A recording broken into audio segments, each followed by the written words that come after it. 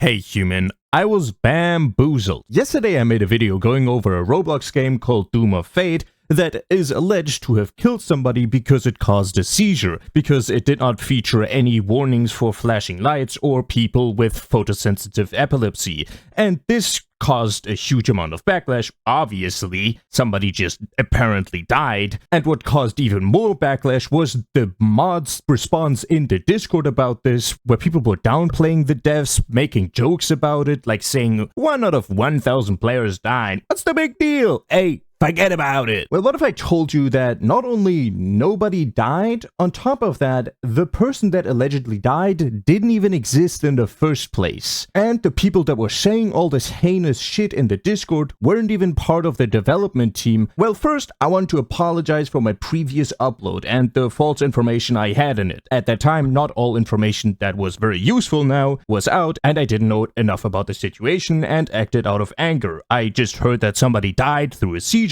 which again, if you have issues with photosensitive epilepsy, I'll show a clip of the gameplay real quick so you can skip ahead to this. I want to tell you, this made a lot of sense why somebody died. This game had no flash warning, which is crazy to me. This makes me feel dizzy.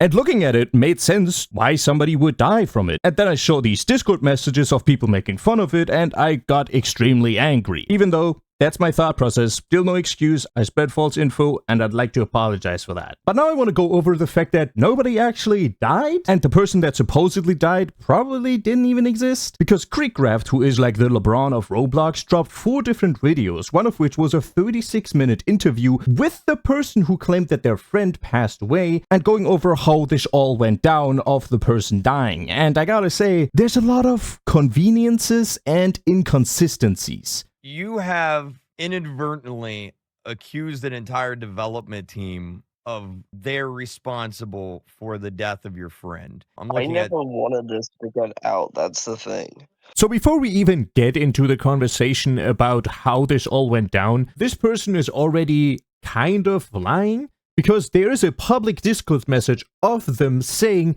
get this to anyone with a large following. That is legitimately asking for it to become more public. Or am I dumb? My question would be, is there any, like, physical proof of this, that this happened, any documentation, anything, like literally it's hard anything? To get something because I'm not her family. They won't count me as her family.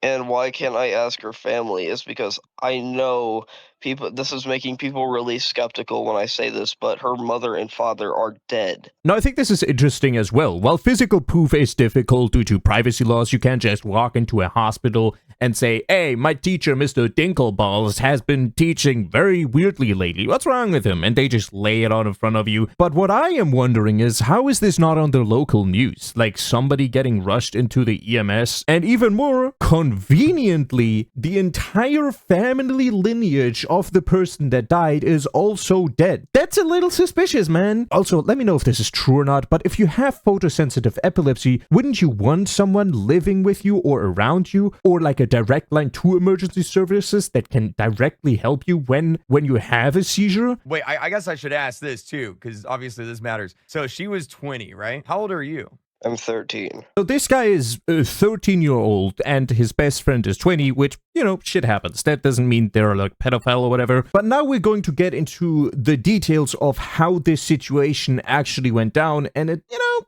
doesn't make a whole lot of sense. Her next door neighbor walks in on her having a seizure, is what you said. It's because her next door neighbor is our friend. I don't know why they went in on there. I never asked them. But then I just remember they texted me and they said, Kit's having a seizure. And then I just had to run over there. Another kind of convenience. The person has a seizure and, coincidentally, the neighbor walks in. He doesn't question why, he just walks in, blasts through the door, guns blazing, sees the person on the ground having a seizure. Alright, the first thing they do is text the 13-year-old boy? What is he gonna do? Waltz over and tell the seizure to stop, please? Also, for context, the next door neighbor is 19. Since the neighbor is our friend, both of our friends, they had a key to get in. I still don't know why they were there at that exact time because I never asked them. And right now they're like taking a long break from communicating with people because this shit hit hard on them. Okay, this is another very big convenience. Like, there's a lot of... This man is, like, apparently a superhero secretly called Convenient Man, because there's a lot of shit that lines up perfectly in his favor. This guy could be the fucking part of the self-referential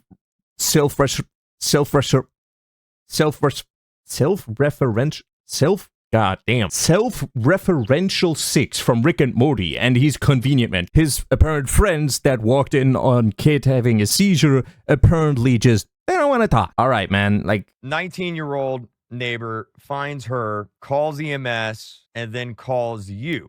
I was going to ask you about that because you say when you get... Well, first off, let me ask you this. He calls you, you say you go over. How do you get there if you're 13? I'm fucking running. Like, I'm running as fast as I can to get over there. So you ran from your house to your friend. Like, how far do you guys live apart? 15 blocks apart. Okay, I did a little research, and 15 blocks is apparently 1 mile. You're telling me this guy, 13, ran nearly an entire mile in about 5 minutes, which is how long it would take emergency services to arrive, maybe a little longer, and he arrived before them, meaning he would be around at a pace of 12 miles an hour or 19 kilometers an hour. What are you, the fucking Flash? Are you... I know there's humans that are capable of achieving insane feats in situations like this. That's fucking insane. And then you get there and perform CPR. And then you get there, she's on the floor, you perform CPR at that point, right? Yeah. Again, this is a 13-year-old kid, probably doesn't know a lot about medicine. I don't know a lot about medicine myself, but you aren't supposed to perform CPR on someone who's having a seizure. CPR is for someone who isn't breathing anymore. Their breath stopped. In the case of a seizure, you are still breathing as the person, or at least trying to breathe. You'll just have some form of struggle because, you know, something is swelling up. Your neck is closing. Okay, so EMS gets there, and then what happens? Well, she gets taken, and... I tried to ride with them, but I just had to follow it. So you ran all the way to the hospital? It was hard. This guy's a monster. This is an actual fucking beast. You're telling me this guy ran a 5-minute mile, performed CPR on somebody who didn't need CPR, then ran to the hospital? We found the first superhero on Earth, David Goggins. This might be your son right here. How far is the hospital? My other friend went back home. I have no idea. How convenient that he doesn't know how far the hospital is. Something you could, you know, look up in 2 seconds. That's what the internet is really good for. All right, so you get to the hospital, like what happened? I get put in the waiting room. I told them I'm here for her name. And then when I get in there, I see she's on a fucking operating table. Well, not an operating table. She's on a hospital bed. Her heartbeat started slowing, so they got her into surgery. But when I say I watched her die, I was watching through the fucking window in the door. All right, I just want to point this out. A random 13-year-old kid just walked into the hospital, said, hey, that right there, I know her. Let me get to her. No medical professional is letting you go to that. Nobody's letting you in there, dude. And then he doubles down and says, yeah, I watched them perform surgery. Which, first off, what kind of surgery does an epileptic person need? I'm not a medical expert. Again, maybe you can help me understand this. What kind of surgery are they gonna do? Take out the tongue? Like, I feel like you just give her some form of medicine to calm her down or something, not perform surgery. Also, KreekCraft legitimately asks the same question. By the way, well-educated when I recommend watching the entire interview. He does a really good job at questioning what the person says. I have it linked in the description. A hospital letting a 13-year-old watch a surgery through a window without any parents being there. They didn't know. They didn't know you were watching? I just followed them. They didn't notice me. And then when they closed the door, I just looked in through that window. All right, man. Another high convenience again. Is this guy Solid Snake? This guy's sneaking around, trying to not get detected, and every time other people that work at the hospital, like Oblivion NPCs, I see you over there, and then he just stops moving and hides behind like a bin and goes like, no, well, must have been the wind. Like, that doesn't happen, right? Those are real human beings that would work there, and especially in surgery and areas where a normal person isn't supposed to be, they will notice you, man. So how did you know she passed? Did they come out and tell you and talk to you? No, it's that they just stopped working suddenly. Their movement stopped. Their movement stopped, and so you presumed that she was passed, gone, Yeah, they and put so their arms to their side, and then they were looking down at her, and So this is entirely different now. He doesn't even know if the person is dead. Pardon to question what is being said here. I don't think Kid exists. Like, I'm not just straight up saying it. Nothing adds up here. and so then what did you do? on the verge of like breaking down and shit, but I did the best I could to get home, which took about an hour, but I managed to. Somehow his superpowers are connected to Kid, the 20-year-old that just died, and because she died, he can no longer use his super speed to run back from the hospital, and now he just has to walk at normal pace, which takes him an hour. How the fuck did he get there in time? Then not only sneak into the, like, normal medical room, and then also sneak into a surgical room, or like to look in a surgical room. This guy might have actually had superpowers, but all lost them. I have another question for you. But if your friend was by herself, lives alone, no one else was in the home when she starts having the seizure, how do you know it was the game that caused it? When I looked at what she was playing, what I saw was Doom by Fate. I'm gonna be honest, this sounds like the most made-up story of a 13-year-old that did a little bit of a lie and then later on noticed this has repercussions. I now have to go all in instead of admitting that I was wrong. kreekcraft then goes on to legitimately ask numerous times for different types of evidence. Do you have, and like, I'm more than happy to not show this at all anywhere publicly, but do you have anything you could show me that would show that this is not only even a real person, but that the situation happened or anything like that? For example, the Roblox username of the person, which he doesn't have. The real life name, which he doesn't want to share. Any photos. The photos aren't loading. That's legitimately what he said. And this is the one time my phone doesn't want to load my photos, really. There's a lot of things that could prove that the person even exists, but he doesn't provide any evidence. So how are we supposed to believe that this happened, even though you just, like, we're going off of your word and nothing else? Again, the behavior and the response of the people in the Discord to the announcement of the death, terrible, yes. But you also kind of just, like, lied. And with that caused insane damage to the development team, who, yes, made a mistake by not putting in a flash warning, but on the other hand, you accused them of inadvertently, you know, causing a death because of their mistake. That is significantly different than just saying, hey, you had a lot of flashing lights, maybe put a warning in. Yeah, I understand.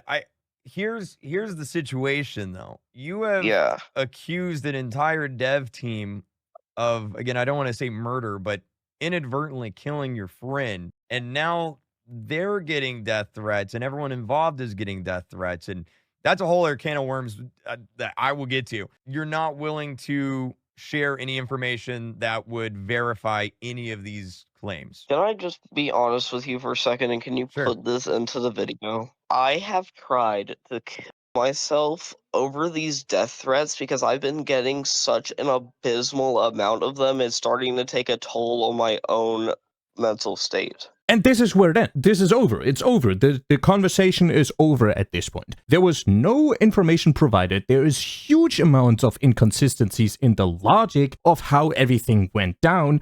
And we don't even know if the person exists, right? At this point, the person doesn't exist. And on top of that, every time you are questioned in your logic, you just guilt trip the other party into just believing you. And even if you still have doubts, after all this, he did come out and publicly apologize. I'm sorry that I didn't mention this earlier. I couldn't because it just happened while I was editing this video. I know what I did was extremely bad, okay?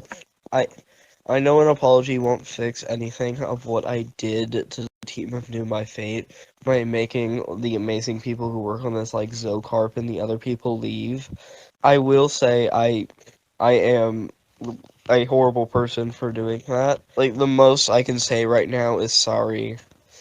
And I apologize that your game and maybe some of your jobs is gone because of this, but... My bad for ruining your life, bro. That's on me. I know you got a ton of death threats, but bro, I just did that. No explanation why he did that. I might be a little cynical here, An apology is not enough. You potentially ruined people's lives with this. But obviously, this is not where the situation stops, because there's a reason why there was no epilepsy warning. Because there was an epilepsy mode, right? It just didn't work, and because the developers of the game are located in Asia, they went to sleep, and during them being asleep, this entire situation went down. Which obviously, still not great. A glitch was there that could have harmed somebody, but even worse, the person that sent all these heinous things in the Discord doesn't represent the game, isn't even part of the game in any way, isn't a Discord mod, but is only a person that writes the wiki voluntarily. And the epilepsy mode and the warning were immediately implemented when the people had time to do it. And all the people that did these comments in the Discord were obviously banned. Entirely weird situation, incredibly confusing. I still don't actually know if I'm 100% accurate. Terrible. I feel incredibly bad for the developers. I will probably just take down or pin a comment under my video to make sure that people understand that those people aren't representative of the development team in any way. Just wanted to update this because, you know, I kind of made a video and now I have to clear that up. Goodbye.